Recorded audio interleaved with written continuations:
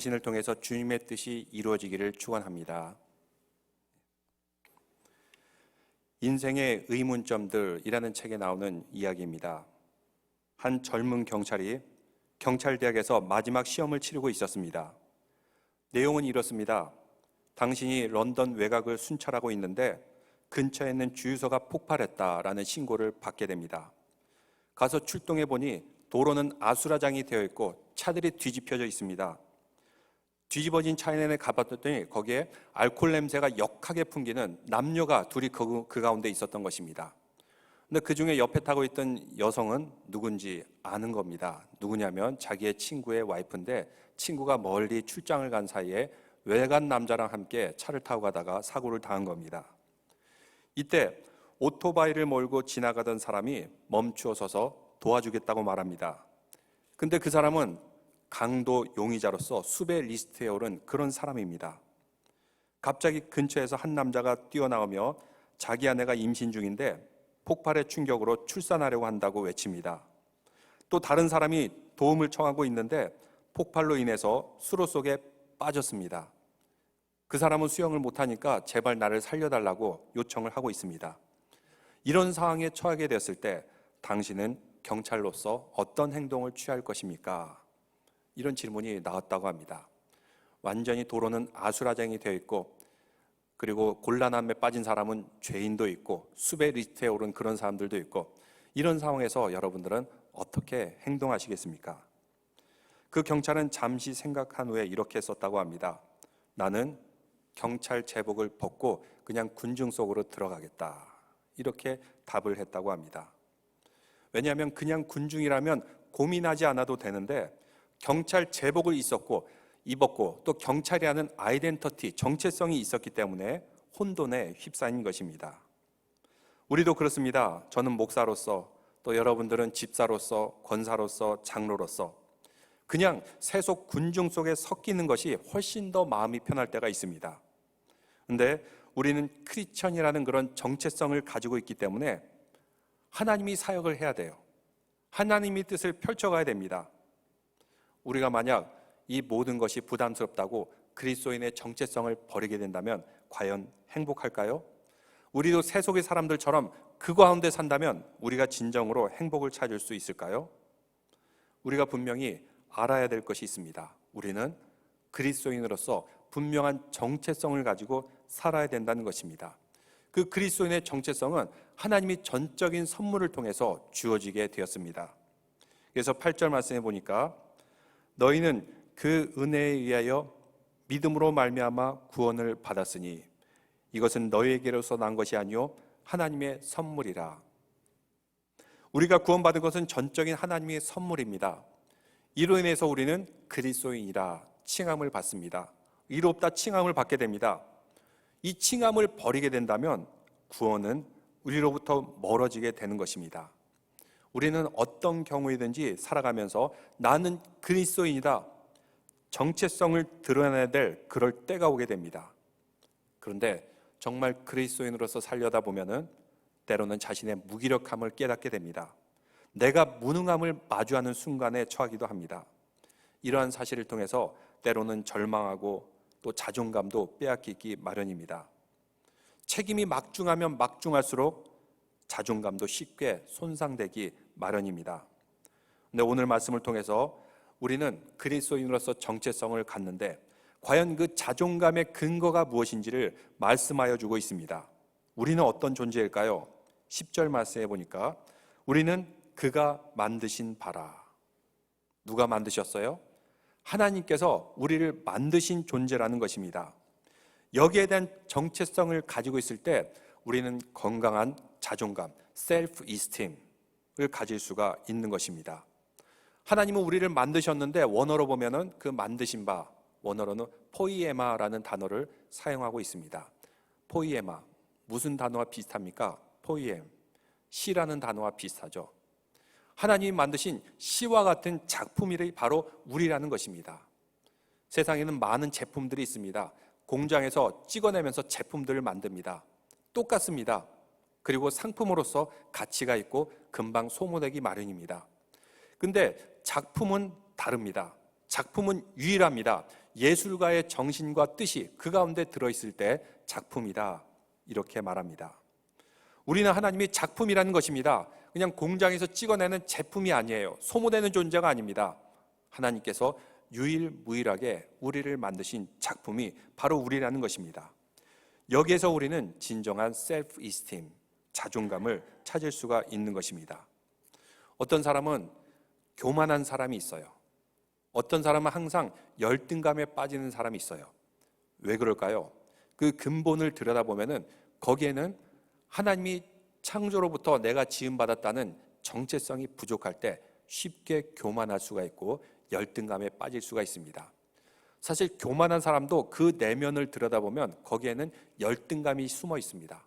누구랑 비교해서 내가 이게 좀 낫지 하면 금방 교만해지는데, 나보다 뭔가 더 많이 가진 사람, 나보다 더 잘난 사람, 이런 사람을 만나게 되면 금방 열등감에 빠지기도 합니다. 그래서 교만과 열등감은 동전의 양면과 같이 붙여 다니기 마련입니다. 근데 우리 믿음의 사람들은 교만과 열등감을 뛰어넘는 자존감을 가지고 있어야 됩니다. 그 자존감의 근거는 우리는 하나님이 만드신 작품이다 라는 것에 근거합니다. 그럴 때 우리는 건강한 자아 정체성을 형성할 수가 있습니다. 근데 이러한 정체성이 없게 되면은 사람은 쉽게 교만에 빠지거나 열등감에 빠집니다. 근데 우리가 믿음을 분명하게 가지고 있으면은 교만과 열등감에 빠지지 않고 내가 그리스도인으로서 무엇을 해야 될지, 어떤 자존감을 가지고 될지 분명한 인식을 하기 마련입니다. 이스라엘의 초대 왕이었던 사울, 그는 어떤 사람이었습니까? 전적인 하나님의 은혜와 선택 가운데 왕이 되었습니다. 근데 그는 신앙과 믿음을 잃어버렸기 때문에 그가 왕으로서의 지위도 잃어버리는 것을 보게 됩니다. 성경을 보면은 그가 어떤 자존감을 가지고 있었는지 사무엘상 18장 6절에서 9절까지 잘 나와 있는데, 18장 6절 말씀해 보니까 무리가 돌아올 때, 곧 다윗이 블레셋 사람을 죽이고 돌아올 때 여인들이 이스라엘 모든 성읍에 나와서 노래하며 춤추며 소구와 경세를 가지고 왕 사울을 환영하는데, 사울이 나오니까 사람들이 막 환영을 했어요. 근데 노랫말이 좀 이상해요. 7절 보니까 여인들이 뛰며 노래하여 이르되 사울이 죽인 자는 천천히요 다윗은 만만이라 한지라. 사울은 환영을 받았습니다. 승전한 왕으로서 환영을 받았어요. 근데 여인들이 노래를 부를 때 어떻게 했냐면 사울이 죽인 자는 천천히요 다윗은 만만이로다. 이 노래를 듣고 사울 왕은 갑자기 분노에 휩싸입니다. 열등감에 휩싸입니다. 왜 분노했을까요? 비교당함에서 오는 분노였던 것입니다. 비교당함에서 오는 열등감이었던 것입니다. 다윗은 만만인데 나는 천천히라고? 이 말을 듣고 사울이 어떻게 했습니까? 그 다음 8절 말씀해 보니까 사울이 그 말에 불쾌하여 심히 노하여 이르되, 이 말을 듣고 불쾌하였고 분노했는데 그 분노는 결코 건강한 감정에서 나온 분노가 아니었습니다. 그가 평소에 낮은 자존감을 가지고 있었던 것을 증명하여 주는 분노였던 것입니다. 반면에 다윗은 어떠했을까요? 그의 부하 중에 골리앗의 동생 거인을 죽인 그런 부하가 있었어요. 근데 다윗은 여기에 대해서 전혀 질투하지 않습니다. 분노하지 않습니다. 시기하지 않아요. 오히려 칭찬을 합니다. 역대상 20장 5절에 이런 말씀이 있는데, 다시 블레셋 사람들과 전쟁할 때 야일의 아들 엘하나니 가드 사람 골리앗의 아우 라흐미를 죽였는데 이 사람의 창자로는 배틀채 같았더라. 엘하나니라는 그의 부하 또한 골리앗의 동생, 골리앗처럼 매우 크고 커다란 무기를 가진 그 장수를 이겼어요. 근데 여기에 대해서 다윗은 전혀 질투하지 않았습니다. 분노하지 않았어요. 왜냐하면 그는 하나님을 바라보는 사람이었기 때문에 이렇게 잘하는 사람, 또 큰 공을 세운 사람 칭찬하고 함께 기뻐했을 뿐입니다. 그런데 사울은 분노했습니다. 왜? 자신이 비교당한다고 생각했기 때문입니다. 이 비교하는 그 사람들의 노래가 자신의 왕의 위치를 위협한다고 생각했어요. 많은 경우 사람들이 분노하는 이유는 자기가 위협을 당했다고 느낄 때 분노하게 됩니다. 그래서 화를 낸 사람, 분노하는 사람 무수할 것이 없습니다. 그 이면에는 그에게 공포심이 있기 때문입니다. 두려움이 있는 사람이 분노하기 마련입니다. 그런데 평안한 사람은 두려워하지 않습니다. 불안해하지 않습니다. 사울은 그가 미성숙했기 때문에 그 노랫소리를 듣고 금방 분노하게 되었던 것입니다. 사울이 더 성숙한 사람이었다면 그런 다윗, 자기의 장수로 두면서 부하로 다스릴 수 있었습니다.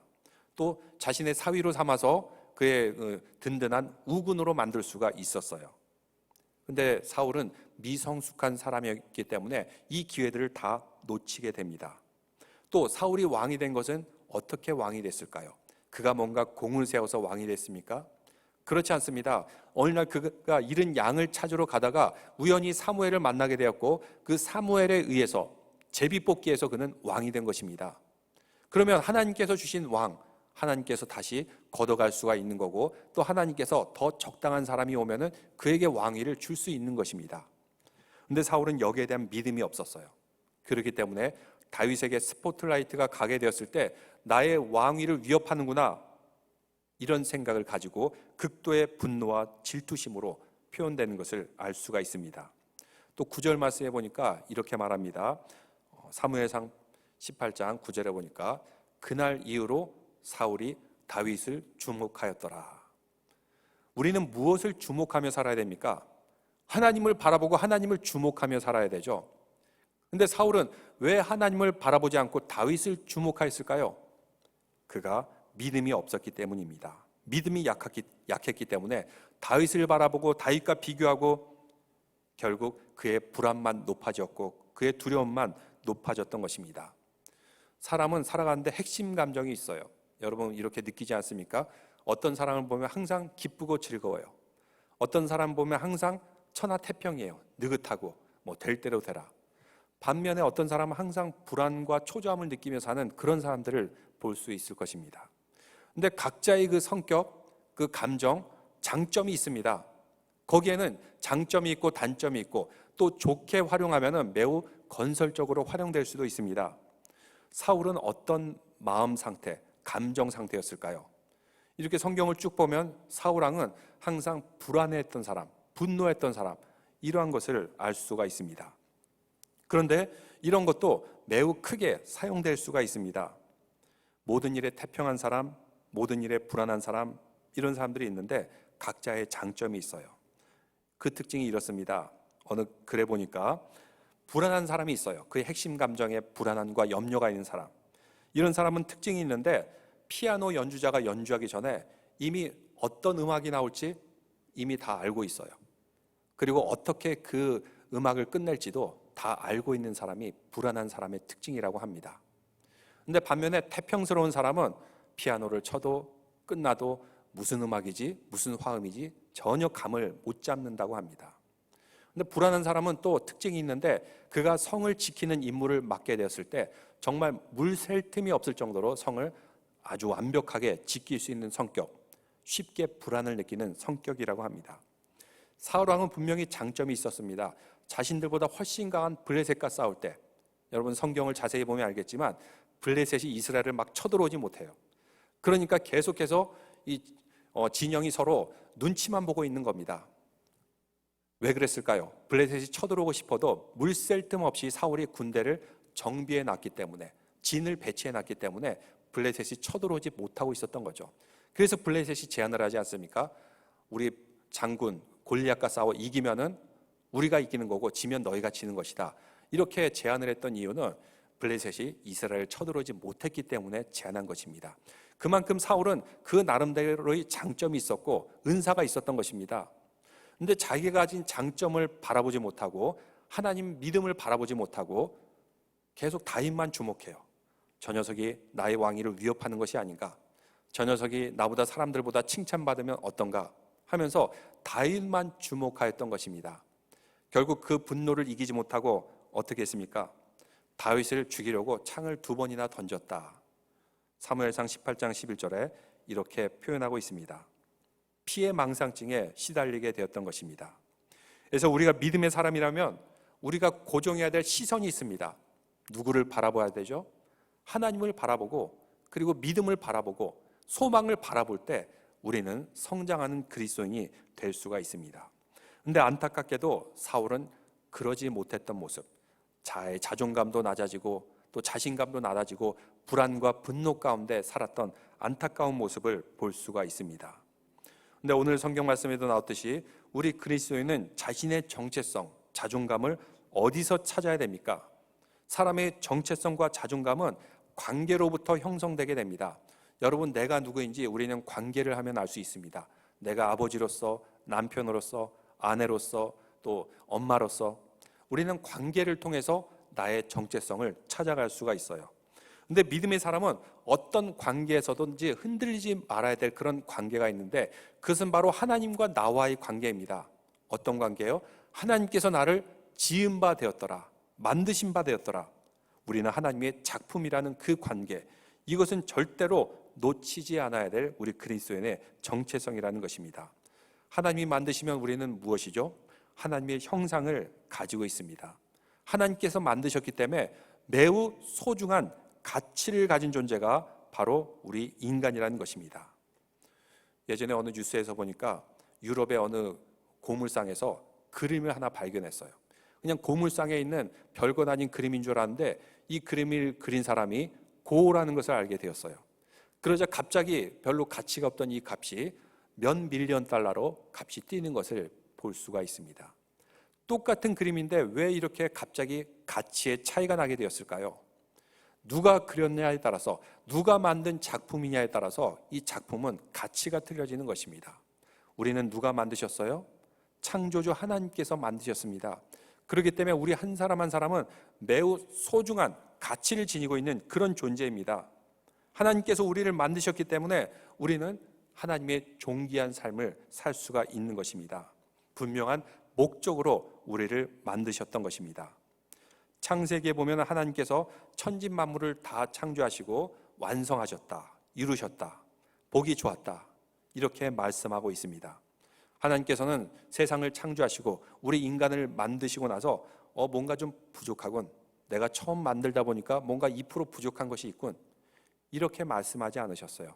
세상은 완전합니다. 우리 한 사람 한 사람도 완전합니다. 그럼 무엇이 문제일까요? 우리 인간의 죄로 인해서 세상을 파괴하고 자연을 파괴하고 그래서 재앙이 일어나는 거 아닙니까? 우리 인간이 죄악으로 인해서 하나님이 만드신 한 사람 한 사람의 작품에 흠집을 낼 때가 있습니다. 남에게 흠집을 냅니다. 또 자신에게도 흠집을 냅니다. 그래서 불완전하게 보일 뿐이지 원래의 모습은 하나님께서 완전하게 창조하신 그런 모습이라는 것입니다. 우리 인간이 얼마나 존귀한 존재입니까? 그 무엇도 대체할 수가 없어요. 여러분, 비행기를 만들면 5만 개의 부품이 사용된다고 합니다. 근데 우리 인간은 어느 정도의 부품이 사용된 줄 압니까? 60조 개의 DNA와 세포와 장기들, 이것으로 이루어진 존재가 바로 우리 인간이에요. 도저히 사람의 힘으로는 만들 수 없는 것이 바로 인간의 존재입니다. 하나님께서 만드셨기 때문에, 하나님이 작품이기 때문에 이것은 대체 불가능한 그런 존재입니다. 그런데 우리가 이것을 잃어버리게 되었을 때는 나도 파괴하고 남도 파괴하게 되는 것입니다.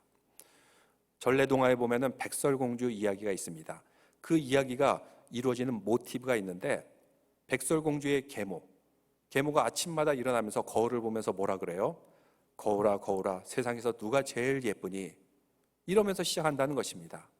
우리 성도들은 아침마다 무엇을 바라보면서 생각합니까?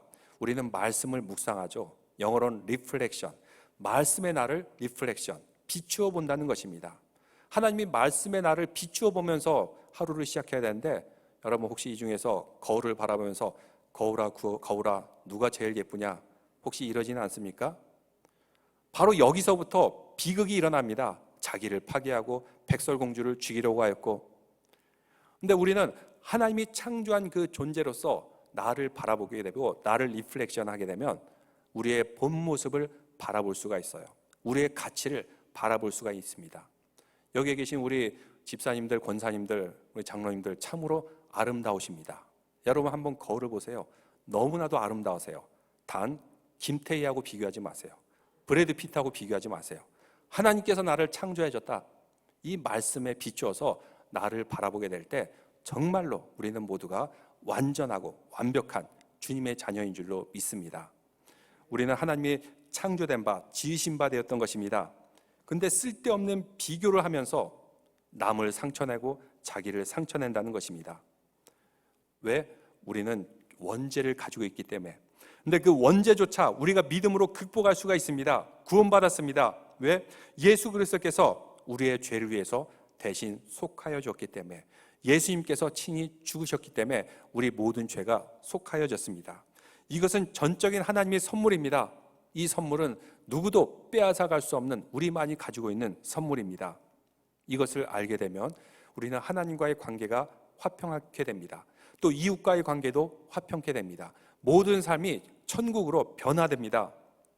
이 믿음으로 우리는 하나님의 선한 일을 이룰 수가 있는 것입니다.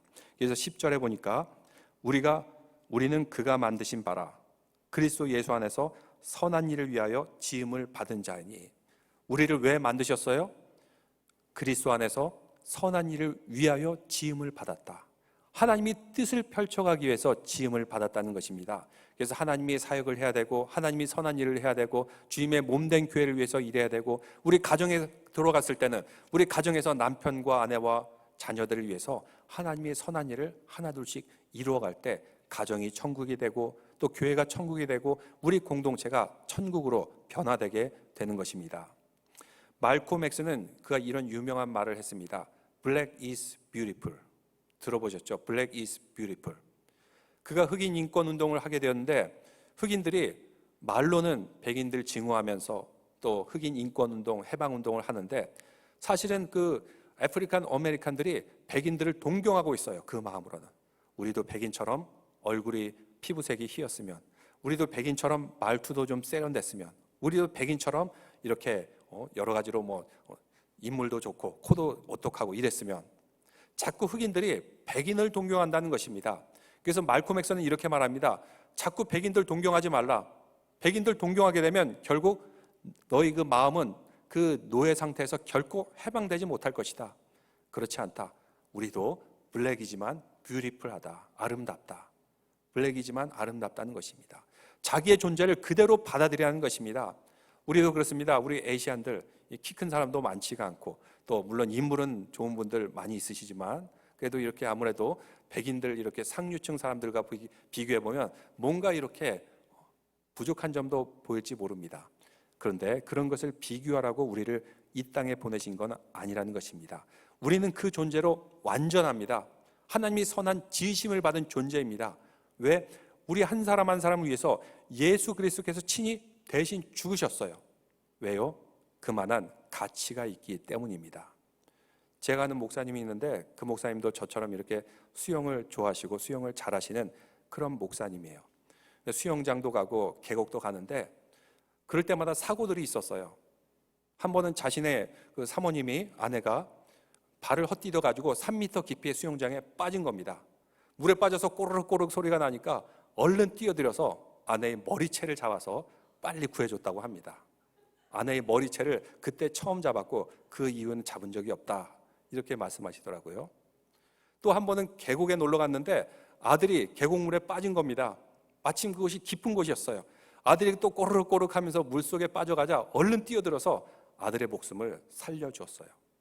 근데 이 목사님이 참 섭섭한 게 있어요. 내가 이렇게 아내의 목숨도 살려주고 아들의 목숨도 살려줬는데 나를 전혀 생명의 은인으로 안 본다는 것입니다. 전혀 고마워하지 않아요. 야, 내가 목숨 걸고 이렇게 살려줬는데 수영 잘해도 남 구하다가 죽을 확률이 많습니다. 사람 한 번 구하는 게 결코 쉽지가 않아요. 이렇게 내가 아내와 아들을 구해줬는데 왜 고마운지를 모를까? 자세히 생각해 보니까 이유가 있더라는 것입니다. 왜 그랬을까? 왜? 물에 빠졌을 때 밑바닥까지 내려가서 정말 이제 죽을 지경이 되었을 때 천부여 의지하오니 이 정도가 되었을 때 살려내야 되는데 그냥 빠지자마자 급하게 자신이 살려냈다는 것입니다. 아, 내가 너무 일찍 건져냈구나. 이래서 고마운 줄 모르는구나. 이렇게 생각했다는 것입니다. 또 하나, 만약 내가 내 아내나 아들을 살려내다가 그 자리에서 물에 빠져 죽었다면은 이것은 일평생 고마워할 텐데 참 내가 죽지 않아서 그런가 보구나, 이렇게 생각했다는 것입니다. 근데 우리 예수님은 어떠하셨습니까? 자신의 목숨을 우리와 바꾸셨습니다. 하나님께서 그 아들을 희생 제물로 대신 삼으셨어요. 그리고 우리로 하여금 너희들은 의롭다, 너희 죄는 없다, 이렇게 선포하셨어요. 왜 그랬을까요? 하나님께서 자기 아들을 희생시킬 만큼 우리 한 사람 한 사람이 매우 소중하기 때문입니다. 왜? 우리는 하나님의 만드신 바라, 우리는 하나님의 작품이기 때문에. 예수님께서도 내가 너희들을 위해서 충분히 죽어줄 수 있다. 너희 그 극악무도한 죄, 내가 십자가에 대신 고통받아서 심판받을 수 있다. 왜냐하면 우리는 하나님의 만드신 작품이기 때문에, 그만한 가치가 있기 때문에 우리 주님께서는 이렇게 희생하신 것입니다. 그래서 마지막 10절 또 계속 보면은 지으심을 받은 자이니 이 일은 하나님이 전에 예비하사 우리로 그 가운데 행하게 하려 하심이라. 우리를 통해서 하나님이 이를 계속 이루려 가신다, 이렇게 말씀하고 있습니다. 이제 우리는 구원을 선물로 받았습니다. 하나님이 걸작품입니다. 누구도 우리를 대체할 수 없습니다. 그런데 세상 사람들은 끊임없이 우리를 상품, 제품 보듯이 할 겁니다. 너는 이 정도밖에 안 해. 너는 왜 이것도 못하니? 근데 우리는 하나님이 걸작품으로서 분명히 우리에게 주신 사명과 은사, 이것을 행하도록 하나님께서 원하신다는 것입니다. 하나님께서 세상을 얼마나 아름답게 창조하셨습니까? 바다를 보면 돌고래가 있는데 너무나도 수영을 잘해요. 너무나도 영특합니다. 근데 돌고래 보고, 야, 너는 왜 독수리처럼 하늘을 날지 못하니? 우리는 그러지 않아요. 또 하늘에 난 독수리 아주 멋지게 높은 하늘을 나릅니다. 빠르게 나릅니다. 그 독수리 보고, 야, 너는 왜 돌고래처럼 수영도 못하니? 우리는 이렇게 비교하지 않아요. 왜냐하면 각자가 하나님께서 만드신 작품이고 또 그 나름대로 하나님의 축복이기 때문입니다. 우리도 한 사람 한 사람 하나님이 만드신 작품이고 하나님의 축복일 줄로 믿습니다. 여기서 우리의 정체성을 찾고 여기서 우리의 자존감을 찾을 수 있습니다. 이것이 분명한 자존감을 가지고 있는 사람은 남을 함부로 비하하지 않아요. 또 남과 비교해서 교만해지지 않아요. 또 남과 비교해서 열등감에 빠지지 않습니다. 우리는 하나님의 유일무이한 창조물이기 때문에, 창조 작품이 되기 때문입니다. 이러한 믿음을 가지고 이번 한 주간도 이 코로나의 불루의 어려움도 잘 극복해 나가는 우리 모든 성도들 되시기를 주님의 이름으로 축원합니다. 기도드리겠습니다. 하나님 아버지, 창세전에 예비하여 주시고 우리를 주님의 작품으로 만들어 주신 주님을 생각합니다. 우리의 자존감, 하나님의 창조물로서 우리의 자존감을 갖게 하여 주옵시고, 또한 우리의 정체성, 주님의 자녀로서, 하나님에 의해서 구원받은 자녀로서 정체성을 갖게 하여 주시옵소서.